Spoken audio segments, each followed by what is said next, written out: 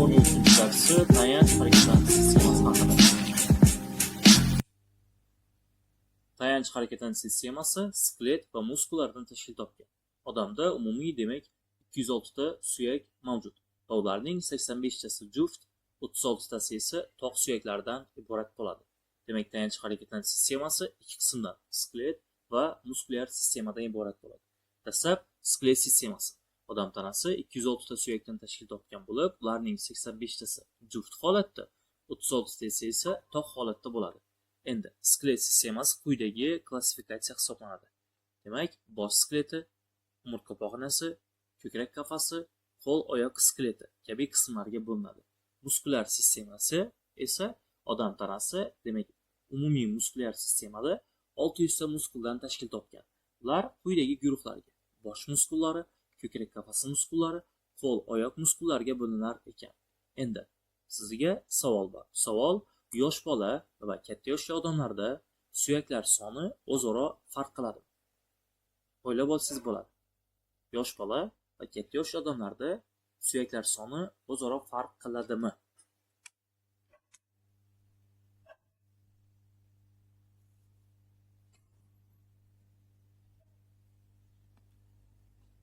Savolga javobni oxirida bilib olamiz. Demak, bizda dastlab skelet sistemasi haqida gaplashamiz. Dastlab skelet sistemasini guruhlarga bo'lib oldik. Bizda eng dastlabki qismi bu bosh skeleti. Bosh skeleti 23 ta suyakdan tashkil topgan bo'lib, u o'z navbatida ikki qismdan, ya'ni kalla suyaklari va yuz suyaklariga bo'linadi. Kalla suyaklarining o'zi 8 ta suyakdan tashkil topgan va ular quyidagilar: bitta peshona suyagi, demak, bitta peshona suyagi, ikkita tepa suyagi, bitta, demak, ikkita chakka suyagi, bitta ensa suyagi va demak, bosh kalla miya suyagining ichki qismidagi, demak, asosiy ponasimon va g'alvirsimon suyaklardan tashkil topgan. Asosiy ponasimon suyak bitta, g'alvirsimon suyak ham bitta. Shu joyda barcha suyaklar sonini qo'shib oladigan bo'lsak, kalla suyaklarning soni 8 ta bo'lar ekan. Endi yuz suyaklari. Yuz suyaklari: yuqori jag' ikkita, pastki jag' bitta, yanoq ikkita, burunning ustki qopqog'i ikkita, ko'z yosh suyaklari ikkita, pastki burun chanog'i ikkita, tanglay. Demak, shu joyni o'zida tanglay ikkita suyakdan tashkil topgan. Dumoq suyagi esa burunni o'ng va chap kameralarga ajratuvchi suyak, bu dumoq suyagi hisoblanadi. Til osti suyagi esa demak erkin yotadi va til osti suyaklarining soni bitta bo'ladi. Umumiy yuz suyaklari 15 ta suyakdan tashkil topgan. Endi biz umurtqa pog'onasi haqida gaplashamiz. Gavda skeletida asosiy qism bu albatta umurtqa pog'onasi hisoblanadi. Va umurtqa pog'onasi 33-34 ta suyaklarni, ya'ni umurtqa suyaklarini birikishidan hosil bo'ladi. Har bir umurtqa suyagi ko'rib turganimizdek quyidagi tana, o'simtalar va umurtqa pog'onasi suyagi teshikchasidan iborat bo'ladi. Umurtqa pog'onasi ichida orqa miya joylashgan.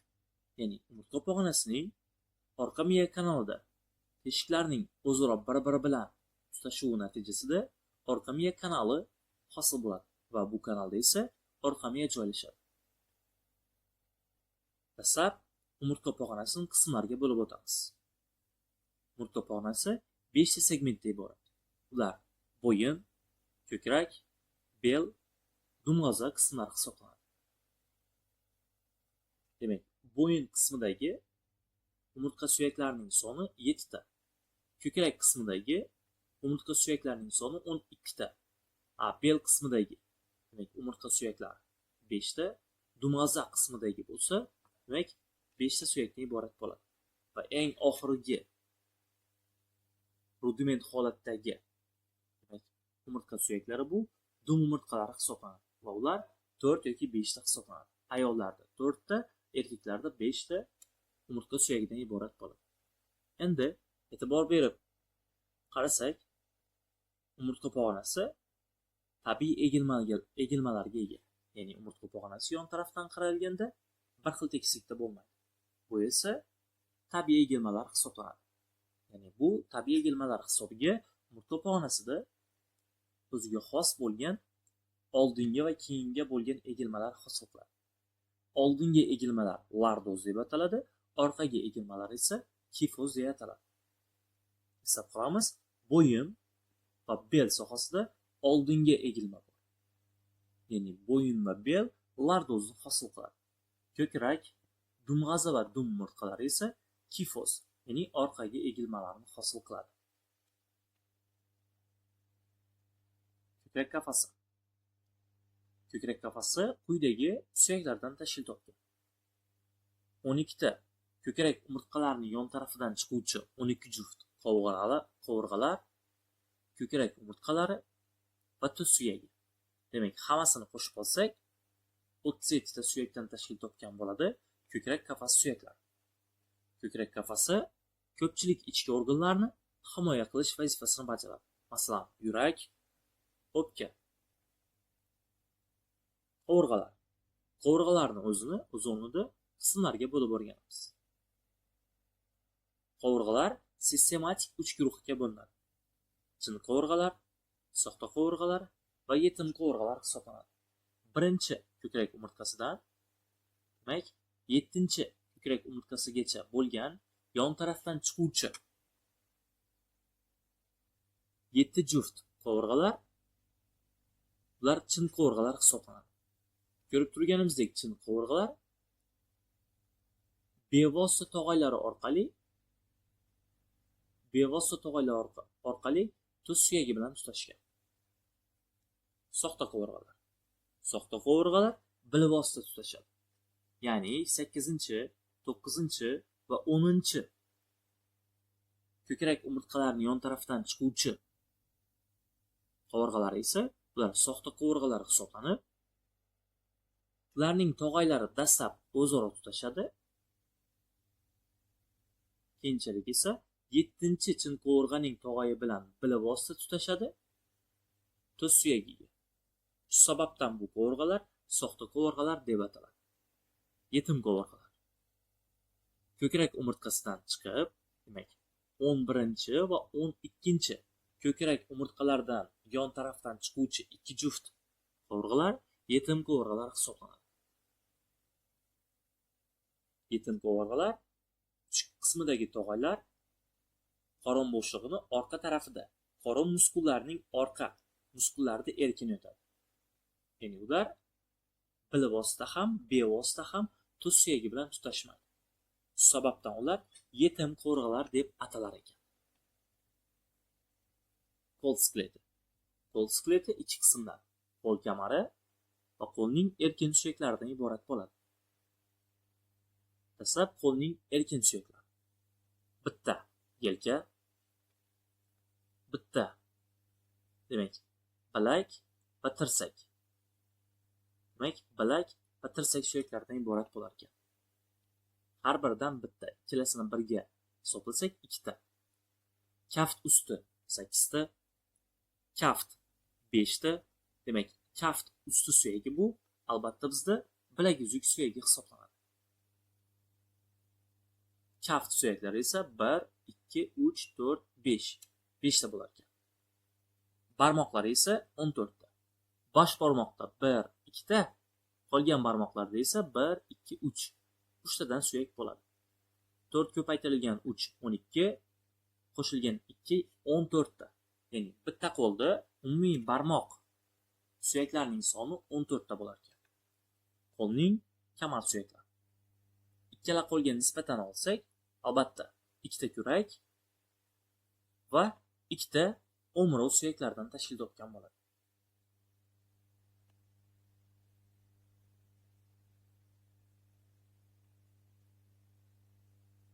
Oyoq skeleti. Oyoq skeleti ham qo'l skeleti singari 2 guruhga bo'linadi. Oyoqning erkin suyaklari, oyoqning kamar suyaklari. Dastlab oyoqning erkin suyaklari. Bitta oyoqga nisbatan bitta son suyagi, eng yirik suyaklardan biri, bitta tizza qo'pog'i, ikkita boldir, ya'ni katta boldir, kichik boldir va tovon. Mana shu tovon 7 ta suyakdan tashkil topgan bo'ladi. Bitta oyoqqa nisbatan. Kaft suyaklari 5 ta. Barmoq suyaklari 14 ta. Ya'ni qo'ldagi barmoq suyaklari singari bitta oyoqda ham 14 ta barmoq suyaklari bo'ladi. Bosh barmoqda 2 tadan, qolgan barmoqlarda esa 3 tadan suyak mavjud. Oyoqning kamari demak 2 ta chap va o'ng chanoq bo'laklaridan iborat bo'ladi.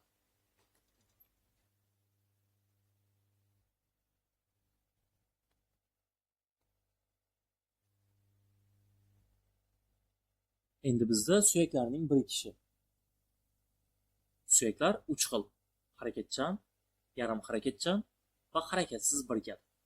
Harakatsiz birikishning o'zi o'rnida 2 xil: chokli va choksiz birikishga ajraladi. Suyaklarning birikishi haqida alohida gaplashamiz. Harakatchan suyaklar o'zaro bir-biriga bo'g'imlar orqali birikadi. Yarim harakatchan suyaklar esa suyaklari o'rtasida tog'ay qatlam mavjud bo'ladi. Harakatchan birikishda bir suyakning birinchi qismi qavariq, ikkinchi suyakning yuzasi esa botiq holatda bo'ladi. Asosan naysimon suyaklar harakatchan birikkan bo'ladi. Qo'l oyoqning erkin suyaklari harakatchan birikkan. Va harakatchan birikish bu bo'g'im orqali birikish deb ataladi.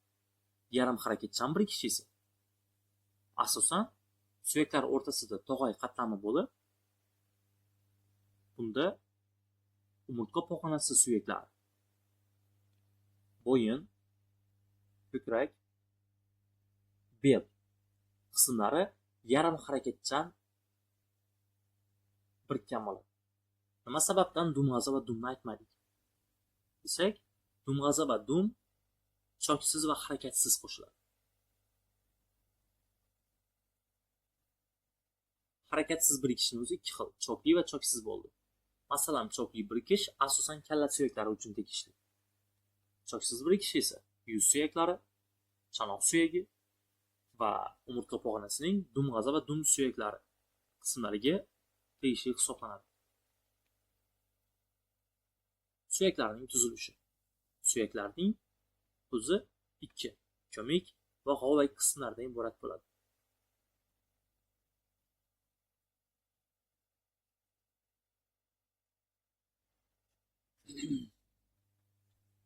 Suyaklarning ko'migi g'ovak qismida qizil ilik mavjud. Qizil ilik esa demak qonning shakl elementlari manbai hisoblanadi. Suyaklarning ichki qismi esa kovakdan iborat bo'lib, bu joyda sariq ilik bo'ladi. Suyaklar tashqi tarafdan periost suyak usti pardasi bilan qoplangan va periost esa biriktiruvchi to'qimadan iborat bo'ladi. Suyaklarning asosan ichki qismida hujayralari tirik bo'ladi. Suyaklar qon tomirlar bilan ta'minlangan bo'lib, qon tomirlar hosil bo'lgan qonli shakl elementlarini qonga o'tkazib beradi yoki suyaklarni oziqlantiradi. Suyaklardan qonni hosil bo'lishi. Suyakning ko'migi qismida qizil ilik hisobiga dastlabki birlamchi qizil o'zak hujayralar, oq o'zak hujayralar va trombositlar hisobiga birlamchi qonning shakl elementlaridan voyaga yetgan qonning shakl elementlari hosil bo'ladi. Masalan, oq o'zak hujayralardan leykositning har xil turlari: limfosit, monosit, eozinofil, bazofil va neytrofil kabi turlari hosil bo'ladi. Suyaklarning tarkibi.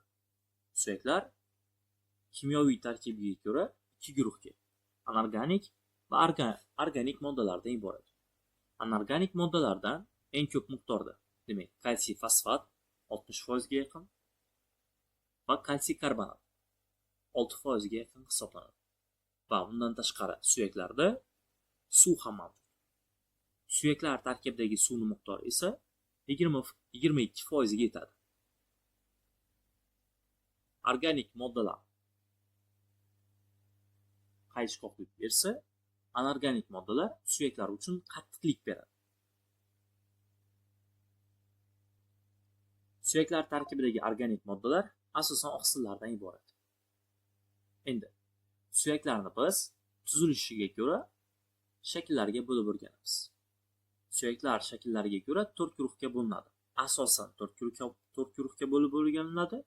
Ular naysimon suyaklar, g'ovak suyaklar, yas suyaklar va g'alvirsimon suyaklar hisoblanadi. Shunday bir suyak shakllari borki, ular aniq bir shaklga ega emas. Shuning uchun ular aralash suyak shakllari deb ham ataladi yoki sesmasimon shakldagi suyak shakllari ham mavjud. Asosan suyak tuzilishiga ko'ra 4 xil guruhga: naysimon, g'ovak suyaklar, yas suyaklar va g'alvirsimon suyaklardan iborat bo'lar ekan. Naysimon suyaklar. O'z o'rnida naysimon suyaklar uzun naysimon va kalta naysimon suyaklardan tashkil topadi. Uzun naysimon suyaklarga yelka, bilak, tirsak, son va boldir suyaklari misol bo'ladi. Kalta naysimon suyaklariga esa qo'lning kaft suyagi, qo'lning barmoq suyaklari, oyoqning kaft va oyoqning barmoq suyaklari kalta naysimon suyaklardan iborat hisoblanadi. Tuzilishiga ko'ra. G'ovak suyaklar. G'ovak suyaklar naysimon suyaklar singari uzun g'ovak va kalta g'ovak suyaklaridan iborat bo'ladi. Uzun g'ovak suyaklar. Qovurg'alar, to'z suyagi va o'mrov suyaklari uzun g'ovak suyaklar hisoblanadi. Kalta g'ovak suyaklari esa umurtqa pog'onasi suyaklari, kaft usti, ya'ni qo'lning bilak uzuk suyaklari va oyoqning kaft usti tovon suyaklari birgalikda kalta g'ovak suyaklariga kirar ekan. Yas suyaklar. Yas suyaklarga boshda tepa, ensa va yuz suyaklarini misol qilamiz. Va bundan tashqari kurak va chanoq suyaklari ham yas suyaklar hisoblanadi. G'alvirsimon suyaklarga esa yuqori jag', peshona va boshning ichki qismidagi ponasimon va g'alvirsimon suyaklar va demak chakka suyaklari ham g'alvirsimon suyaklardan tashkil topgan bo'ladi. Suyaklarning patologiyasi. Tayanch harakatlanish sistemasidagi patologiyalardan biri bu albatta pay cho'zilishi hisoblanadi. Qachonki to'satdan pay cho'ziladigan bo'lsa, sovuq suvda qo'llangan mato yoki muz qo'yiladi va shikastlangan joy shu harakat orqali shishni oldidan olinadi. Shishni oldini olinadi. Bu esa og'riqni kamaytiradi va ichki qon ketish xavfini bartaraf qiladi. Agar umurtqa pog'onasi sinsa, bemor yuztuban yotqiziladi va bemor o'tkazilmaydi, chunki singan suyaklar qirralari orqa miyani shikastlashi mumkin. Va umurtqa pog'onasi shikastlanganda zudlik bilan shifoxonaga jo'natiladi. Agar qovurg'a sinsa, bemor chuqur nafas chiqargach bog'lab qo'yiladi. Bundan maqsad yuzaki nafas olish. Va natijada yuzaki nafas olishga erishish orqali bemor taxtakachga qo'yilmaydi, ya'ni bemorga taxta qo'yilmasdan zudlik bilan u ham shifoxonaga yo'naltiriladi.